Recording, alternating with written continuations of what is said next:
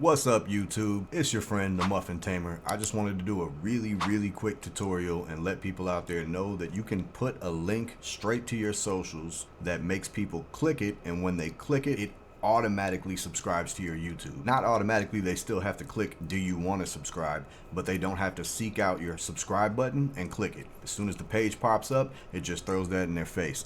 This is my website, themuffintamer.com, which links to my YouTube and my Twitch. So what you do, you just grab this channel code, which I'm gonna put in my description, but I'm not gonna post it as a hyperlink because I want you to copy and paste it. When you copy and paste it, where it says your channel ID, you're gonna take that out, including the brackets. So including the less than and greater than, and you're just gonna put your channel ID. I don't think that you can put @ and your name. You can try it, but what you really want to do, I believe, is do the one that's inside your YouTube profile in your YouTube studio. So the one that has a bunch of random letters and numbers. So we're just going to copy that, and then over here, I don't know what you do for your website, but whatever you're doing right here to put the hyperlink in for these buttons.